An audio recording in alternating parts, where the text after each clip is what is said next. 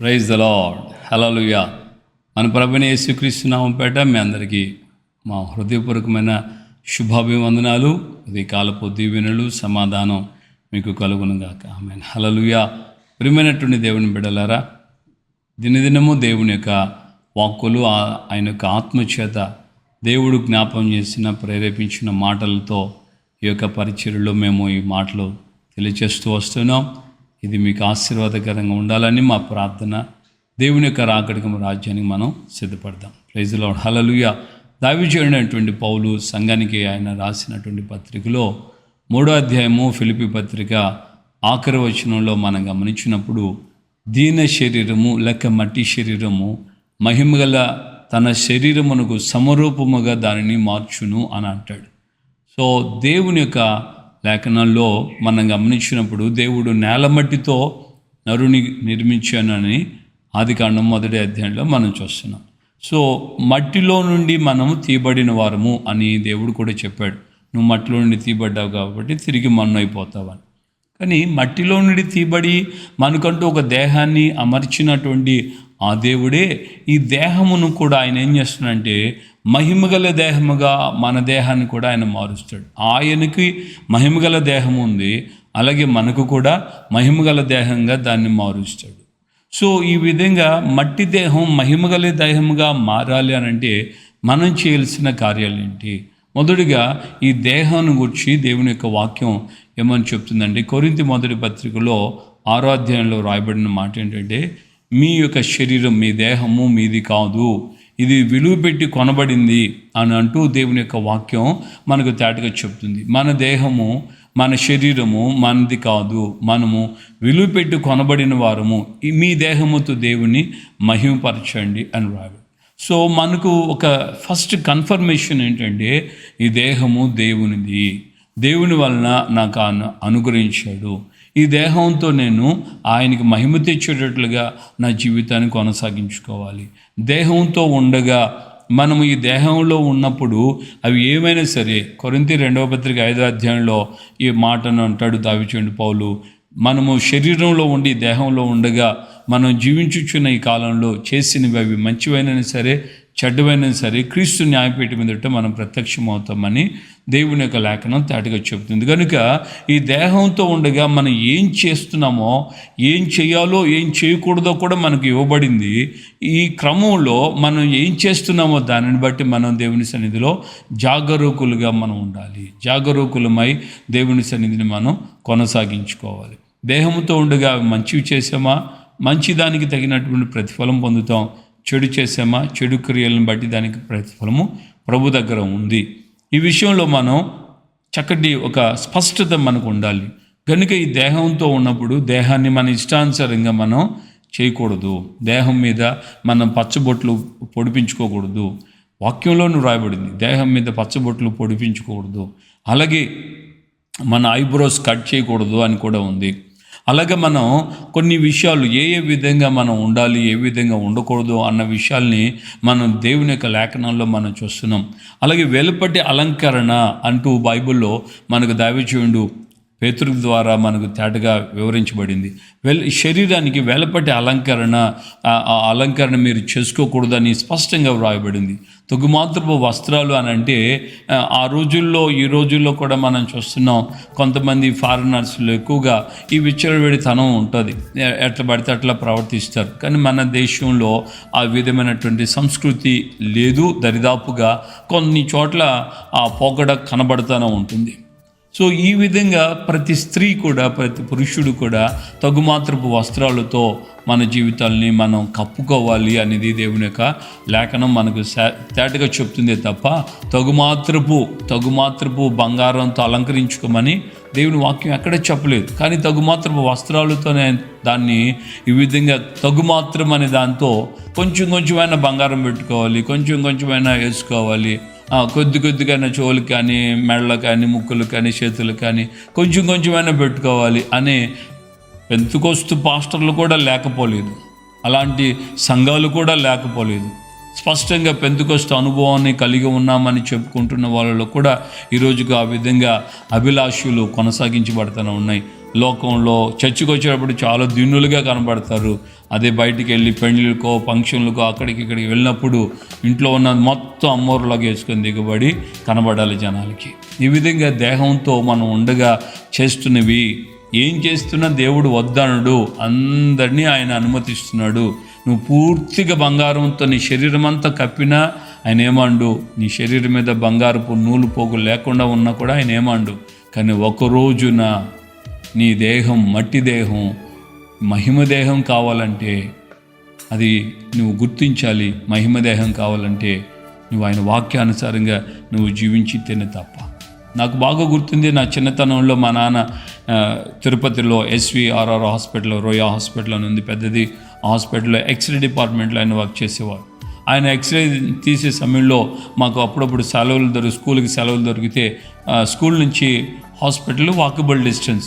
So మేము వెళ్ళిపోయేవాళ్ళం. ఆ x ray డిపార్ట్మెంట్లోకి వెళ్ళినప్పుడు మా నాన్నగారు పేషెంట్లకి, లేడీస్కి, జెంట్స్కి ఎక్స్రే తీసే సమయంలో ఊపిరితిత్తులకి ఎక్స్రే తీయాల్సి వచ్చినప్పుడు ఆ స్త్రీ వేసుకున్నటువంటి మంగళసూత్రం కూడా, లేకపోతే ఈవెన్ హుక్స్ ఉంటాయి కదా, లేడీస్ వేసుకున్న జాకెట్ హుక్స్ కానీ, ఇలాంటి పిన్స్ కానీ, సేఫ్టీ పిన్స్ కానీ, ఇవేవున్నా సరే ఎక్స్రే తీసేటప్పుడు అవన్నీ కూడా రిమూవ్ చేసి, ఎక్స్రే తీయాలంటే అవన్నీ తీసేయాలి. ఆ యొక్క మంగళసూత్రాలు, తాళుబొట్లు ఇవన్నీ కూడా పక్కన పెట్టేసేయాలి. అలా తీసి అక్కడ ఎక్స్రే తీపించుకోవాలి. అలాంటి పరిస్థితి ఉంది అక్కడ. అలా తీస్తేనే స్టిల్ ఈ రోజుకి ఎక్కడ తీసినా ఎక్స్రే ఇలాగే తీస్తారు. అదేం పెద్ద కొత్త కాదు. తీసుకున్న లేడీస్ కానీ జెంట్స్ కానీ అర్థమవుతుంది. సో అలాగా ఎక్స్రే తీసేటప్పుడు ఆ లోహం ఏది కూడా శరీరంలో ఉండకూడదు, శరీరం మీద కనబడకూడదు. మరి ఈ యొక్క ఎక్స్రేలో ఉన్న స్థితిగతులు బాడీలో ఉన్న స్థితిగతులు ఎక్స్రే మూలంగా తెలుసుకోవడానికి లోహాలు ఏవి కూడా ఉండకూడదని అంటే, మహిమ కలిగిన దేవుని యొక్క మహిమ స్వరూపైన దేవుని యొక్క శరీరమునకు సమరూపంగా మన దేహాలు మారాలంటే ఇక మన ఇష్టానుసారంగా మనం వేసుకొని తిరిగితే ఎలాగా ఉంటుంది? ఆలోచించండి. మీ ఇష్టం, మేమేం ఒత్తిడి చేయట్లేదు, కానీ వాక్య ఆధారంగా చెప్తున్నాం. దావీదు పౌలు దశలోనికి మొదటి పత్రిక 4:4 కూడా ఈ మాట అంటాడు. మీ యొక్క దేహము, మీ దేహాలు ఎలాగా పవిత్రతలు, పరిశుద్ధతలు, తన ఘటమును ఎలాగా కాపాడుకోవడం, ఘటము అంటే శరీరం అని శరీరం ఎలాగా కాపాడుకోవటమో దేవుని చిత్తం అంటాడు. దేవుని చిత్తంలో మన శరీరాలను కాపాడుకోవటం కూడా అది ఇమిడ్చబడి ఉంది. కనుక దేవుని సేవకుడిగా దేవుడు నాకు ఇచ్చిన ఈ ప్రేరణ బట్టి చెప్తున్నాను. మట్టి దేహం మహిమ దేహం కావాలంటే వెలుపటి అలంకరణకు మనం సింగిల్ గాజైన వేసుకోవచ్చా పాస్టర్ గారు? సింగిల్గా ఒక్క ముక్కుకే, రెండు ముక్కుల వైపు, రెండు ముక్కుకు ఒకే ముక్కు రెండు వైపులు పెట్టుకోము, ఒక్క వైపు పెట్టుకుంటామండి. లేకుంటే చాలా సన్నటి తాడు వేసుకుంటామండి, లేకపోతే చైన్ వేసుకుంటామండి అని చెప్పేవాళ్ళు లేకపోలేదు, వేసుకుంటుంటూ కొనసాగే వాళ్ళు లేకపోలేదు. మా దగ్గర కూడా కొంతమంది వచ్చేటప్పుడు మాత్రం చాలా భక్తులుగా కనబడతారు. బయటికి వెళ్ళినప్పుడు ఒక్కొక్కరికి డజన్ ఉంటాయో 6 డజన్లు ఉంటాయో వాళ్ళకే తెలియాలి. రకరకాలైనటువంటి రీతిలో దేవుని సేవకుడిగా నేను చెప్తున్నాను, మోసపోకుడి. దేవుడు వెక్కిరింపబడు. మనుషుడు ఏమి విత్తుతాడో అదే కోసుకుంటాడు. నీవైనా నేనైనా నన్ను ఎవరు చూడలేదని నేను బయటికి వెళ్ళి అక్కడెక్కడో వెళ్ళిన తర్వాత ఇష్టానుసారంగా నేను ప్రవర్తించిన ఎవరు చూడకపోవచ్చు, కానీ దేవుడు ఖచ్చితంగా తన నేత్రాలు నా మీద నిలబెట్టి ఉన్నాడన్న విషయాన్ని మనం మర్చిపోకూడదు. నేను మర్చిపోకూడదు, అలాగే నువ్వు మర్చిపోకూడదు. నా ప్రియమైన దేవుని బిడ్డలారా, ఒక తమాషగా ఒక మాట చెప్తున్నాను.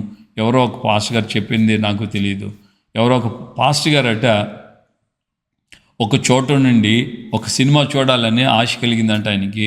ఒక చోట నుంచి వెళ్ళి, అయితే ఇంక ఎగ్జాంపుల్గా చెప్తున్నాను, నెల్లూరు ప్రాంతంలో ఒక సేవకుడు సినిమా చూడాలని నేను ప్రేరేపణ కలిగింది.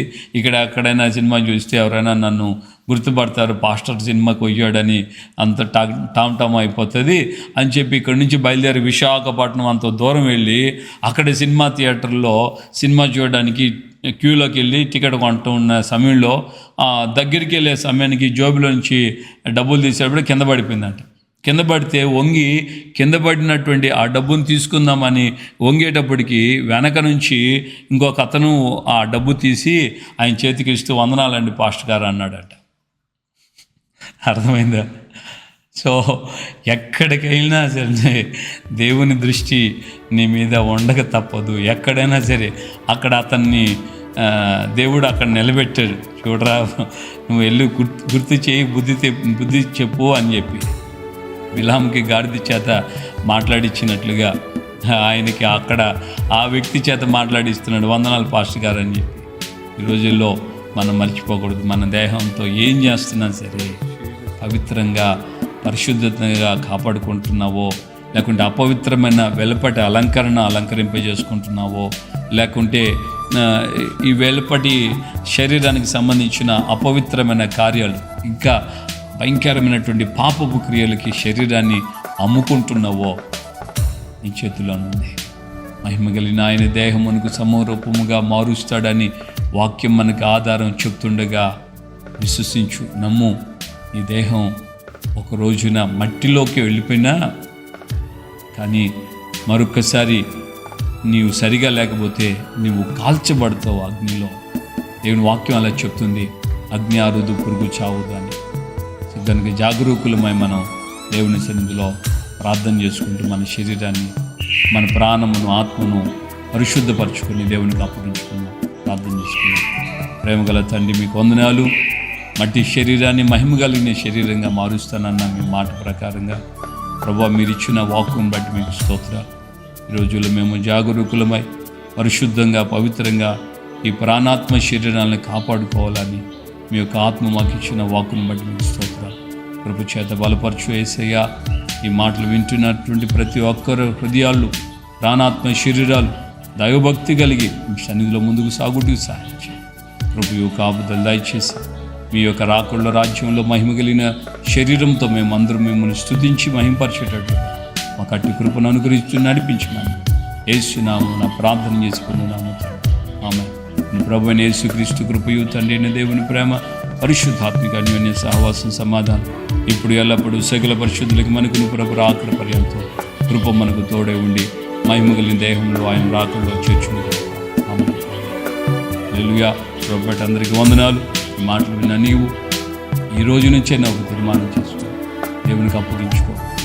పరిశుద్ధమైనటువంటి మార్గాల్లో విలువ పెట్టి నాకు అనుగురించిన ఈ యొక్క ప్రాణాత్మ శరీరాలతో మీ చిత్తానుసారంగా నేను బ్రతుకుతూ మీరు అక్కడికి రాజ్యానికి నేను సిద్ధపట్టుకు సహాయం చేయండి ప్రభువా అని మనం ఆయన కోరుకుంటే తప్పగా ఆయన మన ప్రార్థన అనిపిస్తాం.